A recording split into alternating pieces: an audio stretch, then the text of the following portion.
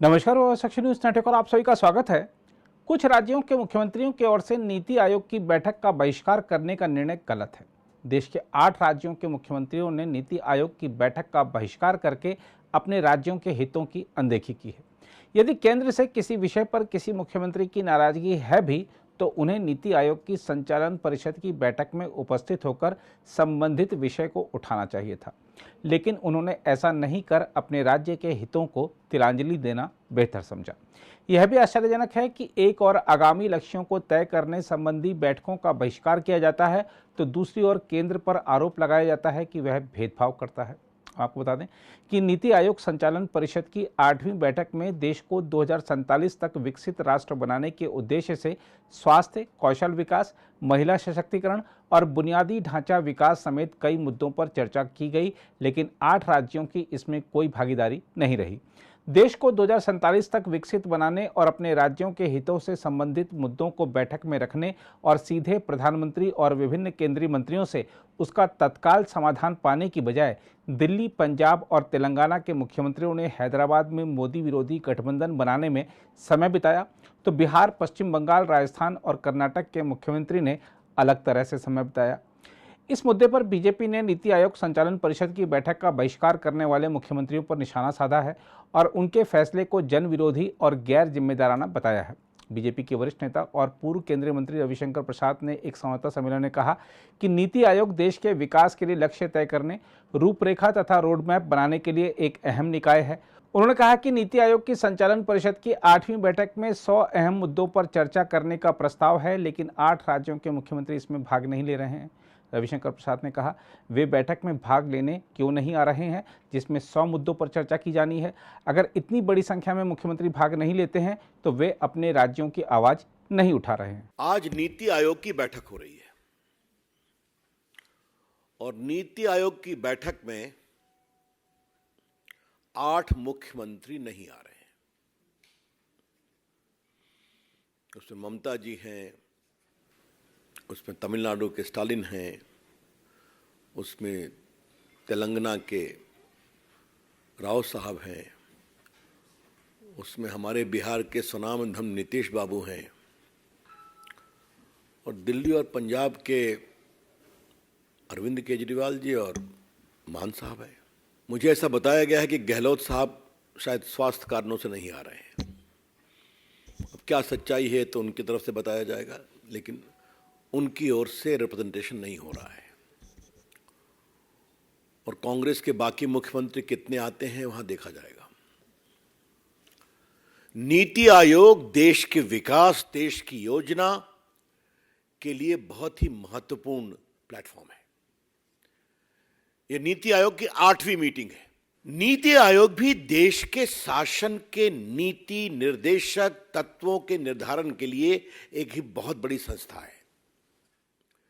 Niti Ayog is an important body for determining the entire objective, policy, framework and the roadmap for development of the entire country.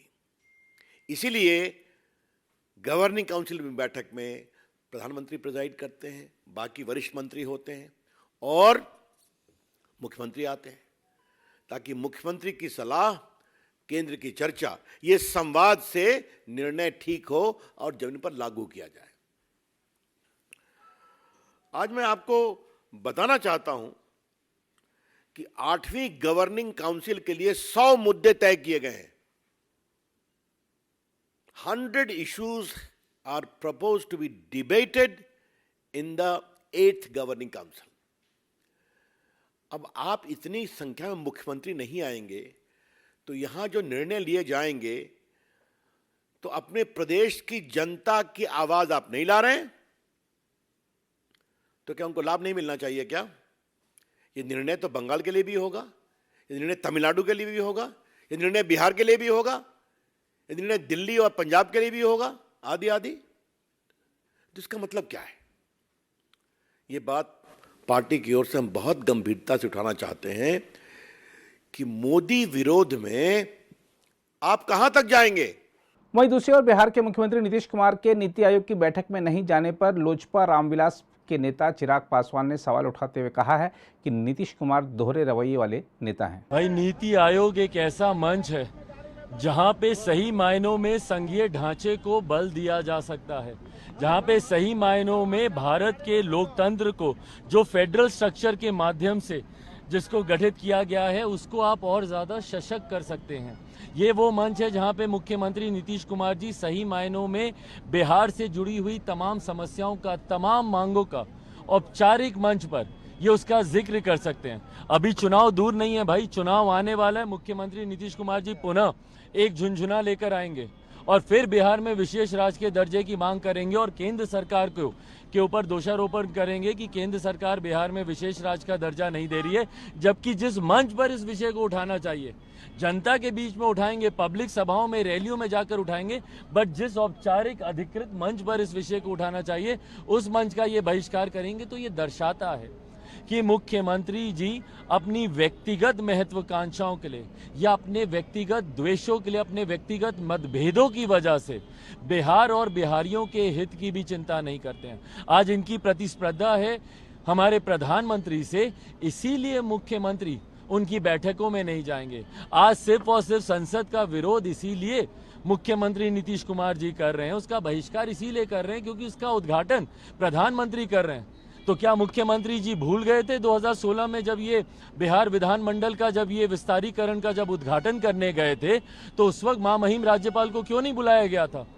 आज जब ये जिस बात का विरोध कर रहे हैं या तो स्वीकारें कि उस वक्त इनसे भी गलती हुई थी। और कौन सा ऐसा राजनीतिक दल और कौन सा ऐसा नेता है भैया जिन्होंने अपने अपने सत्ता काल में या जिन्होंने अपनी अपनी सरकारों के समय अपने अपने राज्यों में इस तरीके के काम नहीं किए? कितने ऐसे विपक्षी दल हैं जो आज इसका विरोध कर रहे हैं? पूछिए क्यों उन्होंने तमाम योजनाएं अपने सरकार के समय में अपने नेताओं के नाम पर रखी? क्यों उस वक्त उन्होंने महामहिम राष्ट्रपति जी के नाम पर उन योजनाओं के नाम नहीं रखे, या भवनों के नाम नहीं रखे, या सड़कों के नाम नहीं रखे? तो हाथी के दांत दिखाने के और खाने के कुछ और। वहीं दिल्ली के मुख्यमंत्री अरविंद केजरीवाल के नीति आयोग की बैठक में नहीं आने पर दिल्ली से सांसद रमेश भिदुड़ी ने केजरीवाल पर साधा है तगड़ा निशाना।